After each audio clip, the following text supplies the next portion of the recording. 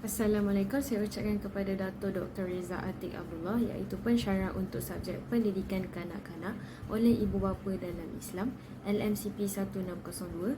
Saya Nurul Izni binti Syamsul Bahari, nombor matrik A178179, akan membentangkan slides projek akhir saya. Terdapat 4 bahagian di dalam slides projek akhir saya, iaitu bahagian yang pertama adalah pendidikan asas kanak-kanak, yang kedua adalah bahan pengajaran sains dan geografi, seterusnya adalah bahan pengajaran membaca, dan yang terakhir adalah bahan pengajaran mengira. Pendidikan asas Islam. Mengapa perlunya mendidik kanak-kanak? Kerana pada fasa ini adalah merupakan satu titik permulaan penting yang patut diberi perhatian oleh ibu bapa, kerana otak kanak-kanak dijangka sedang berkembang pesat dan mampu menyerap segala yang dipelajarinya sekeliling mereka. Mendidik kanak-kanak pada usia 0 hingga 3 tahun. Terdapat 4 elemen penting yang perlu diterapkan dalam jiwa kanak-kanak, iaitu yang pertama adalah akhlak dan adab, fizikal, ilmu pengetahuan dan juga kemahiran insaniah. Akhlak dan adab perlulah diterapkan dalam diri kanak-kanak oleh ibu bapa sendiri dengan menerapkan sifat terpuji dan akhlak Rasulullah SAW sebagai suri teladan untuk dicontohi mereka. Seterusnya, mendidik kanak-kanak pada usia 0 hingga 3 tahun adalah penting terutama dari segi fizikal, iaitu ibu bapa digalakkan untuk membentuk kekuatan fizikal kanak-kanak seperti yang digalakkan oleh Rasulullah SAW dengan cara menggalakkan aktiviti fizikal. Seterusnya adalah dari segi ilmu pengetahuan. Ibu bapa perlu memainkan peranan dengan membekalkan ilmu pengetahuan yang cukup seperti yang dituntut dalam Islam. Kemahiran insaniah juga merupakan satu perkara penting yang perlu diterapkan dalam diri kanak-kanak, iaitu seperti kemahiran bersosial, kemahiran berkomunikasi, menyelesaikan masalah dan pelbagai lagi kemahiran yang adalah penting untuk mereka dengan cara ibu bapa mengajar mereka untuk cara menyelesaikan masalah, cara berkawan dan bergaul.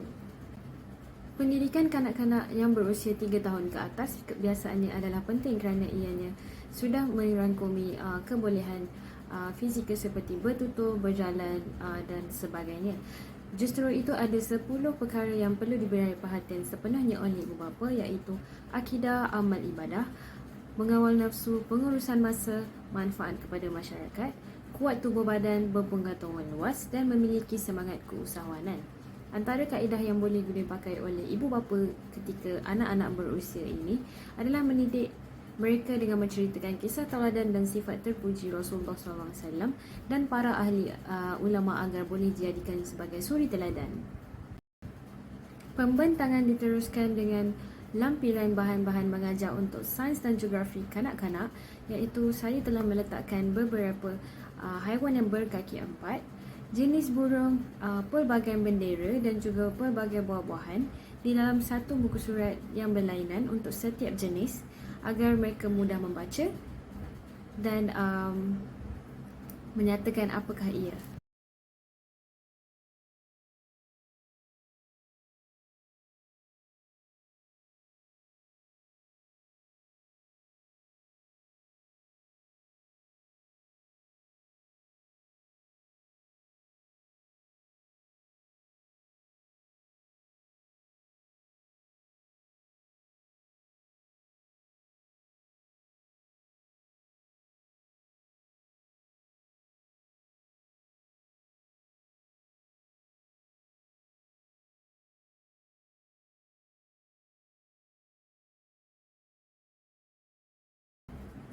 Beralih kepada bahan untuk mengajar membaca, beberapa slides yang mengandungi perkataan bahasa Melayu, bahasa Inggeris dan juga bahasa Arab telah diletakkan secara berasingan di muka surat supaya agar mereka senang membaca dengan tulisan merah yang besar.